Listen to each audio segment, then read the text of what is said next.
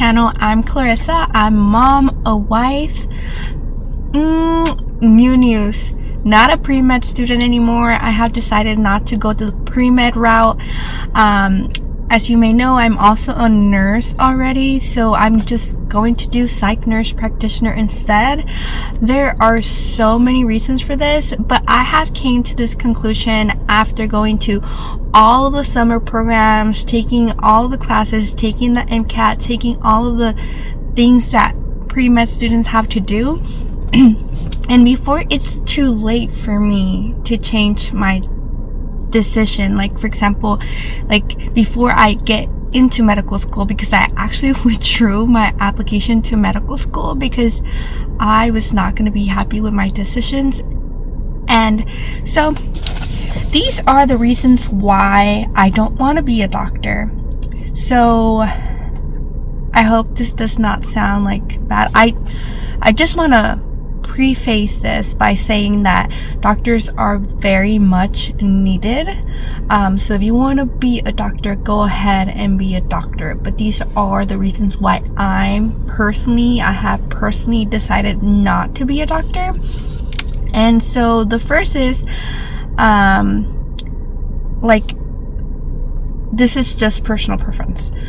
For my child's life, I don't want my kids to have a nanny. I want to be like their primary care provider, like all the time.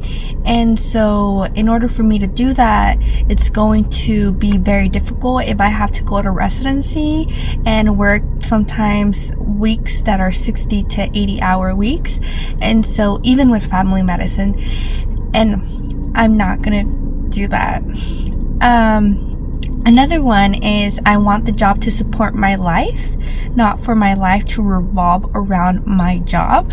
And so that was a very big factor for me as well, because you know, I love to travel, I love being with my family, I want to have more kids, and so yeah.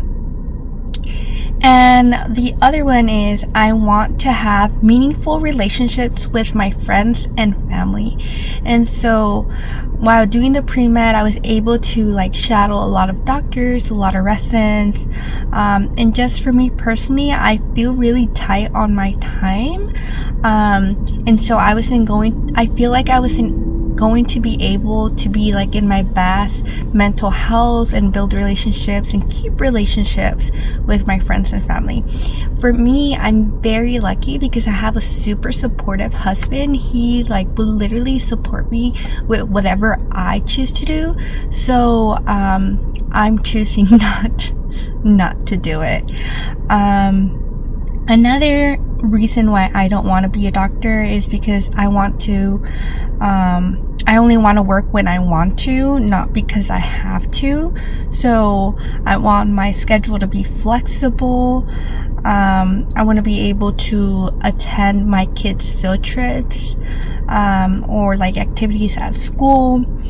I also feel that the Psych Nurse Practitioner route, it's going to be less stressful, and I'm going to have better health. I'm going to be able to take care of myself, and still enjoy the profession, because I honestly really love healthcare, but I don't want to be so burnt out where I'm not enjoying what I'm doing, especially because I have priorities.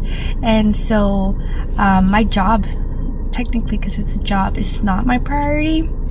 My family is, and my mental health and just my well-being.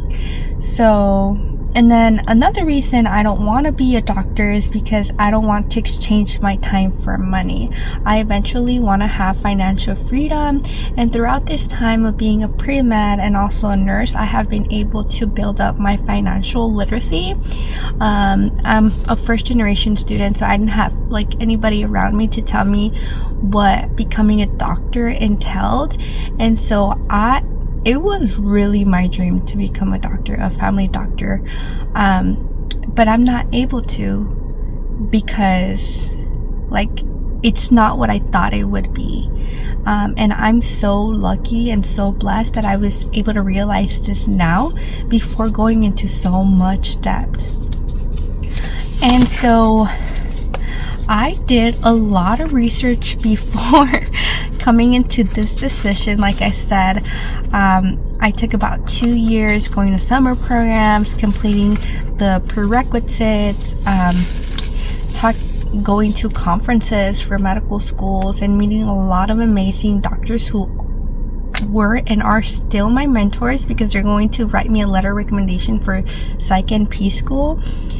And after doing all of that, I was able to come up with a plan for my future that I'm going to be happy with. I'm going to be doing what I love. I'm going to be able to just have a good life, which is technically what I need and desire. And so I'm trying to pull up. So here's a perspective on choosing Psych NP or family medicine. And so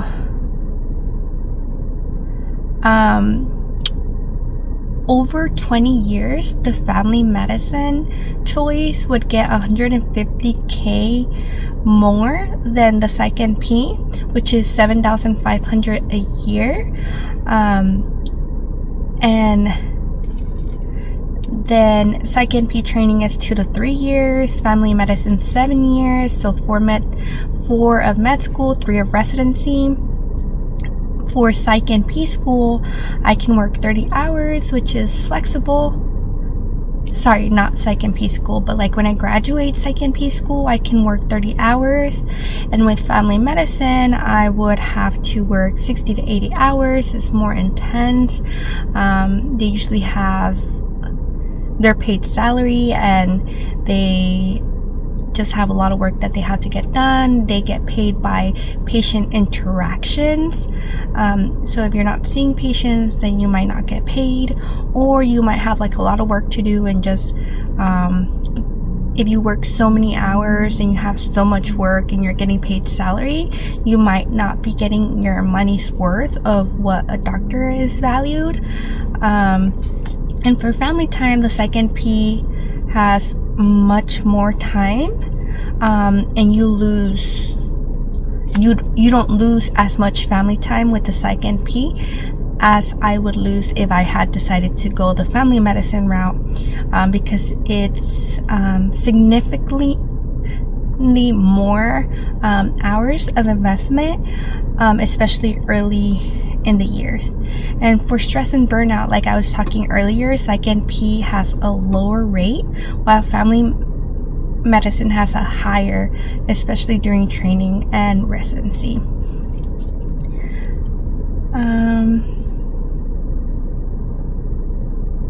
And for me, I have also decided that my quality of life, especially during kids' formative years, often matters more than incremental wealth gains. And so I also looked into retirement, and when you break it down into retirement spending, that there's like a 300-400K difference, which translates roughly to $12,000 extra per year in retirement income, or $16,000 extra per year, depending on when you're deciding to retire. Which in reality, if you think about it, it's not too much. That would break it down to, for a Psych NP, you would get $4,000 in retirement, and for family medicine, you would get $5,000 in retirement, which is $1,000. Let's see. So as a Psych NP for retirement, I would have $2.85 million, and for family medicine, I would have $3.8 million. But breaking it down by monthly, because there's only like certain amounts that you can take out each time, because they would charge you. It would be like Psych NP $4,000, while family medicine would be $5,000. And that's like counting for loans and things like that. And loans are very stressful. I don't want to depend on the government for my loans. I want to be able to pay cash, or like just have a little bit of loans, if any.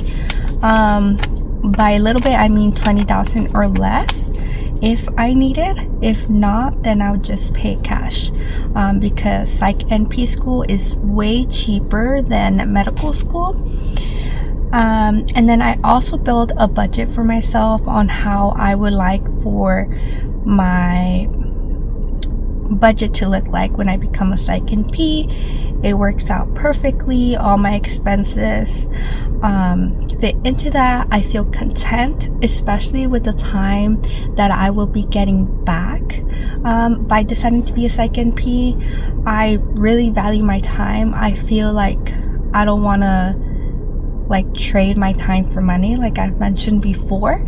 And so that's why I decided to be a Psych NP instead of family medicine. And I honestly felt bad that I was wasting, I would call it wasting 2 years of my life, being a pre-med while being a nurse, when I could have been a Psych NP 2 years ago, now, because I would have started my Psych NP program 2 years ago. But I don't regret it, because I was able to learn what a medical doctor career entails. And honestly, it's not for me. It's not for my family. It's just not it. And so I'll be starting my Psych NP next summer, so I'm very excited. I'm already studying for it because, I love studying. It's part of my life. I love studying. I love learning. But there's just certain things that I would not trade off for a career, for a job, or for money. And so, yeah, that's all I have to say. And I also want to add that I am lucky that me and my husband, we have a business, and so I was able to see what it's like to have luxury things, and know beforehand what a certain amount of income can get you and what cannot get you, and if it's worth it, and if the return of an investment is worth it.